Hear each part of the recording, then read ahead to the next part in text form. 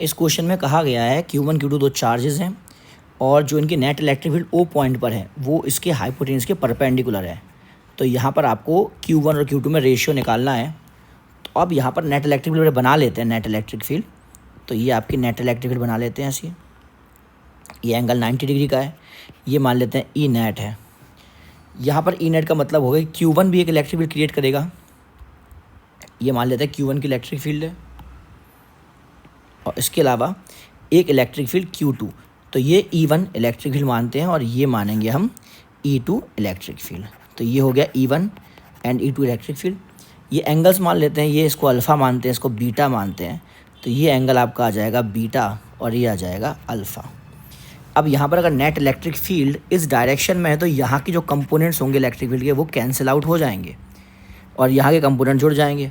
तो कंपोनेंट्स कर लेते हैं इलेक्ट्रिक फील्ड के। तो एक कंपोनेंट यहाँ पर आएगा इलेक्ट्रिक फील्ड का E1 का, वो आएगा हमारा E1 साइन बीटा, और यहाँ आएगा ऊपर की साइड में E2 साइन अल्फ़ा। यहाँ से E2 sine alpha is equal to E1 sine beta हम लिखेंगे, बट यहाँ पर अल्फ़ा प्लस बीटा जो है वो 90 डिग्री दिया हुआ है। सो यहाँ से बीटा की वैल्यू आ जाएगी 90 माइनस अल्फ़ा।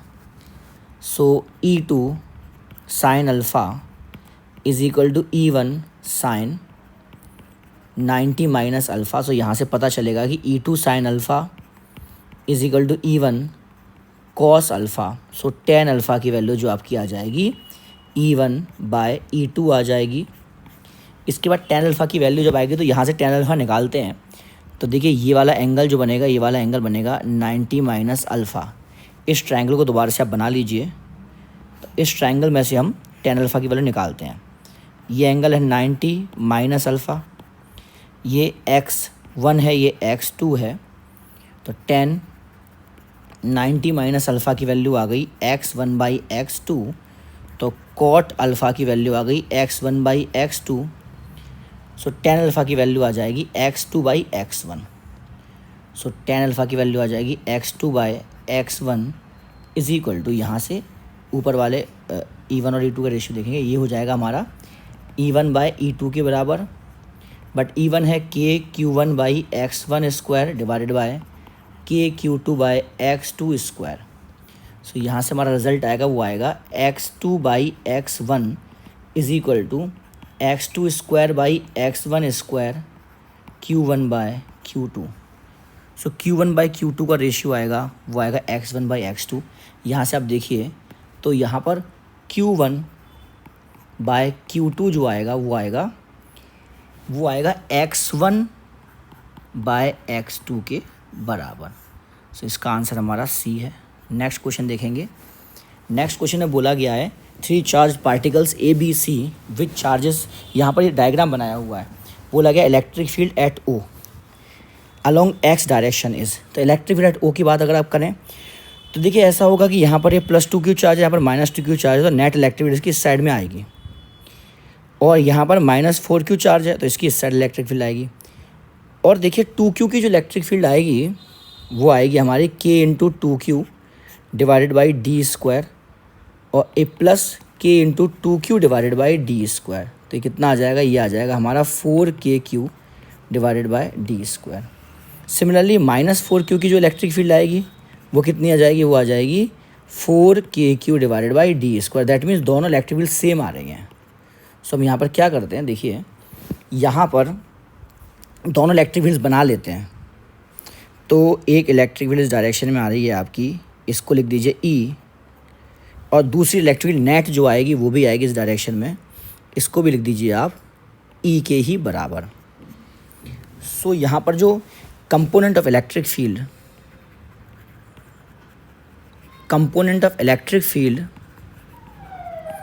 इन X डायरेक्शन जो आएगा आपका वो कितना आएगा, वो आएगा 2E cos 30। सो यहाँ से 2 into √3/2 multiply by electric field. तो इलेक्ट्रिक फील्ड क्या हो जाएगी, वो हो जाएगी 4KQ divided by D square. So यहाँ से क्या आंसर आएगा, यहाँ से आंसर आएगा 4√3 के क्यू बाय डी स्क्वायर। के की वैल्यू सब्सिट्यूट करेंगे तो आंसर आएगा 4√3 Q divided by 4 pi epsilon not D square. 4 से 4 कैंसिल हो जाएगा, तो यहाँ से आएगा √3 Q divided by pi epsilon not D square. इसका डी आंसर है। Next question, question number 3। इसमें पूछा गया, यहाँ पर चार्ज डिस्ट्रीब्यूट है, इलेक्ट्रिक फील्ड ओ पॉइंट पर इलेक्ट्रिक फील्ड पूछी गई है। तो देखिए यहाँ पर ये माइनस क्यू इनकी इलेक्ट्रिक फील्ड कैंसिल हो जाएगी सेंटर पर, तो यहाँ पर हम क्रॉस का निशान लगा देते हैं। इनकी इलेक्ट्रिक फील्ड का कोई कॉन्ट्रीब्यूशन इन दोनों चार्ज का होगा नहीं। सिमिलरली यहाँ पर 2 चार्ज और हैं, 2q और q, तो नेट इलेक्ट्रिक फील्ड इसकी आएगी इस डायरेक्शन में आएगी नेट इलेक्ट्रिक फील्ड। ये नेट इलेक्ट्रिक फील्ड बना देते हैं हम, तो एक इलेक्ट्रिक फील्ड आपकी इस डायरेक्शन में आएगी। और बाकी अब ये चार्ज हो गए, ये चार्ज हो गया, ये चार्ज हो गया, ये चार्ज हो गया, बचा कौन सा बचा, ये दोनों चार्ज बचे। ये 2q है, ये q है, तो इसकी इलेक्ट्रिक फील्ड नीचे की साइड में आएगी, तो ये भी बना लेते हैं। एक इलेक्ट्रिक फील्ड नीचे की साइड में आएगी, और साथ साथ में अब आखिरी चार्ज बचे हैं ये 2q और q, तो इन दोनों की इलेक्ट्रिक फील्ड इस डायरेक्शन में आएगी, तो यहाँ बना लेते हैं ये इलेक्ट्रिक फील्ड आपकी इस डायरेक्शन में आएगी। अब खास बात यह है कि ये दोनों इलेक्ट्रिक फील्ड E0 और E0 बराबर आएंगी, मगर ये इलेक्ट्रिक फील्ड अलग आएगी E। तो यहाँ पर इनकी वैल्यूज़ लिख देते हैं। तो ये E0 की जो वैल्यू आएगी वो आएगी के Q divided by L square. इसकी भी आएगी के Q divided by L square, तो यह आ जाएगा के Q divided by L square. But इसकी जो वैल्यू आएगी, क्योंकि डिस्टेंस इनके बीच का कितना, ये जो आपका डिस्टेंस दिया हुआ है ये आपका हो जाएगा √2l के बराबर। सो यहाँ पर आ जाएगा के Q divided by 2l square. अब इन दोनों का रिजल्टेंट आप देखें, इन दोनों इलेक्ट्रिक फील्ड रिजल्टेंट वो इसी डायरेक्शन में आएगा, रिजल्टेंट इसके अपोजिट में ऐसा आएगा रिजल्टेंट। और ये जो रिजल्टेंट आएगा ई नेट इन दोनों का, तो ई नेट की वैल्यू जो आ जाएगी ये आ जाएगी √2 टाइम्स ऑफ के क्यू बाई एल स्क्वायर। सो अब कौन कौन सी इलेक्ट्रिक फील्ड बची हमारे पास, एक ये बची और एक ये बची। इन दोनों का रिजल्टेंट निकालेंगे तो यहाँ पर हम लिखेंगे नेट इलेक्ट्रिक फील्ड एट ओ। सो ये आ जाएगा हमारा √2 के Q by L square minus के क्यू बाई 2l स्क्वायर। यहाँ पर इनको हम के Q by L square common ले लेंगे तो बचेगा √2 माइनस 1/2। यहाँ से के क्यू बाई एल स्क्वायर इधर आएगा 2√2 माइनस 1/2। सो यहाँ से आएगा 1/4 pi epsilon naught Q by 2l square 2√2 minus 1/2। तो क्या आंसर आएगा हमारा, ये आएगा हमारा answer B 1/4 pi epsilon naught Q/2l square 2√2 minus 1। Question number 4 देखते हैं। क्वेश्चन नंबर 4 में बोला गया है इलेक्ट्रिक फील्ड एट P, ये बाई सेक्टर है, तो सिंपल फार्मूला बेस्ड क्वेश्चन है। यहाँ पर 2 लाइन ड्रॉ करेंगे, दोनों लाइन ड्रॉ करने के बाद एंगल्स निकालेंगे। सिमेट्री है तो एंगल्स भी सेम आएंगे आपके। ये एंगल थीटा होगा तो ये भी एंगल थीटा आएगा। ये लेंथ आपकी l/2 आ जाएगी। तो अगर आप इस ट्रायंगल को बनाएंगे तो इस ट्रायंगल के अंदर आपको डायमेंशंस दे रखी हैं। तो डायमेंशन दे रखी हैं, ये दे रखी है आपको √3l/2 और ये आपको दे रखी है l/2। ये थीटा है तो tan थीटा की वैल्यू कितनी आ जाएगी, l/2 डिवाइडेड बाय √3l/2। यहाँ से हमको पता चला 1/√3, तो थीटा आ गया आपका 30 डिग्री। यहाँ पर इलेक्ट्रिक फील्ड का एक ही कंपोनेंट होगा जो होगा परपेंडिकुलर कंपोनेंट E। तो E की वैल्यू आ जाएगी k λ/d sin 30 plus sin 30, तो 2 sin 30। तो ये हो जाएगा हमारा k लैम्डा। d की वैल्यू कितनी दे रखी है, d की वैल्यू दे रखी है √3l/2 और 2 sin 30। सो यहाँ से आंसर आ जाएगा 2k λ/√3l। नाउ अब इसके बाद अगर आप देखें तो यहाँ से हमारा जो आंसर आएगा वो आएगा E इज इक्वल टू हो जाएगा 2 के की वैल्यू लिखेंगे 1/4 पाई एप्सिलॉन नॉट और लैम्डा की वैल्यू लिखेंगे Q बाय L और यहाँ आ जाएगा √3L। सो इसको सॉल्व करेंगे तो E की वैल्यू आएगी 2Q divided by √3L square 4 pi epsilon not.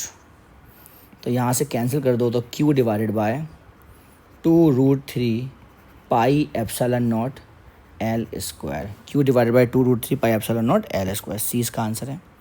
Next question है cube of each side. Cube है, यहाँ पर आपके सेंटर पर इसकी इलेक्ट्रिक फील्ड निकालनी है। यहाँ पर vector form of electric field करेंगे। बाकी की बात यह है कि देखिए ये चार्ज इस चार्ज की इलेक्ट्रिक कैंसिल हो जाएगी जो आपका बॉडी डायगोनल के अपोजिट में चार्ज रखे हुए हैं। सिमिलरली इस चार्ज की इस चार्ज की कैंसिल हो जाएगी और ये चार्ज की भी कैंसिल हो जाएगी। बचेंगे कौन कौन से चार्ज? बचेंगे सिर्फ और सिर्फ 2 चार्ज, एक ये वाला चार्ज बचेगा और एक ये वाला चार्ज बचेगा। इनकी इलेक्ट्रिक फील्ड नहीं होगी कैंसिल। तो अब डायग्राम बनाते हैं इसका। देखिए क्या होगा इसके अंदर। यहाँ पर चार्ज रखते हैं ओरिजिन पर और यहाँ पर रखेंगे हम -Q चार्ज, यहाँ रखेंगे हम +Q चार्ज। ये 0,0,0 है, ये हमारा A है और जो पॉइंट है इसके कोऑर्डिनेट हो जाएंगे A/2, A/2, A/2। Electric field का वेक्टर फॉर्म जो होता है वो होता है KQ/R³ एंड R वेक्टर। ये होता है R वेक्टर। क्या होगा? R वेक्टर होता है चार्ज से लेकर पॉइंट तक को जोड़ने वाला वेक्टर। तो पहले वाले में ये वाला होगा हमारा R1 वेक्टर, इसको हम लिख देते हैं R1 वेक्टर। इसके लिए ये वाला होगा हमारा R2 वेक्टर। सो R1 और R2 वेक्टर को लिखेंगे जब, तो R1 वेक्टर आपका आएगा वो आएगा A/2 i cap plus A/2 j cap plus A/2 k cap. तो R1 वेक्टर का मैग्नीट्यूड जो आएगा, तो देखिए A² 4 + A² 4 + A² 4, तो रूट में 3A² 4 आएगा। सो R1 का जो मैग्नीट्यूड आएगा ये आना चाहिए कितना? √3A/2 आना चाहिए। सिमिलरली R2 वेक्टर आप लिखेंगे वो लिखेंगे हम, तो A/2 माइनस है तो ये हो जाएगा -A/2 i cap -A/2 j cap -A/2 k cap. R2 vector का भी मैग्नीट्यूड जो आएगा वो आएगा √3A/2। इसके बाद हम इलेक्ट्रिक फील्ड लिखते हैं, दोनों को जोड़ देते हैं। तो दोनों की इलेक्ट्रिक फील्ड लिखेंगे, सबसे पहले -Q की इलेक्ट्रिक फील्ड लिखेंगे। तो E1 जो आ जाएगा वो आ जाएगा -KQ/R³। तो जब इसका क्यूब करेंगे, R1 का क्यूब करेंगे तो कितना आ जाएगा? ये आ जाएगा 3√3 A³/8। 3√3 A³/8 साथ साथ में आ जाएगा A/2 i cap plus A/2 j cap plus A/2 k cap. Similarly E2 जब आप लिखेंगे तो ये हो जाएगा KQ/R2³। तो ये भी सेम आएगा 3√3 A³/8। ये आएगा हमारा -A/2 i cap -A/2 j cap -A/2 k cap. So E net जो आएगा आपका ये आएगा E1 + E2, दोनों सेम है तो 2 टाइम्स कर दीजिए इसको। E1 + E2 दोनों सेम है तो यहाँ आ जाएगा हमारा -16 KQ/3√3 A³, क्योंकि दोनों सेम है तो -16 आ जाएगा। और यहाँ आ जाएगा A/2 i cap plus A/2 j cap plus A/2 k cap. So यहाँ से A/2 और कॉमन ले लीजिए, तो यहाँ से आ जाएगा हमारा,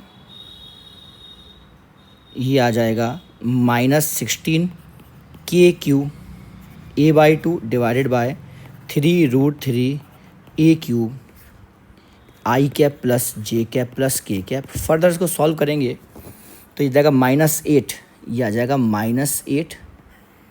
ये हम फर्दर सॉल्व करते हैं, -8 KQ divided by 3√3 A² i plus j plus k। अब k की वैल्यू रखेंगे हम, तो -8q divided by 3√3 4 pi epsilon naught A square I cap plus J cap plus के कैप। सो यहाँ से आंसर कितना आना चाहिए, यहाँ से आंसर आना चाहिए -2q by 3√3 pi epsilon naught A square I plus J plus K. Check करते हैं। तो -2q अपॉन 3√3 -2q, ये सी इसका आंसर है। Thank you very much.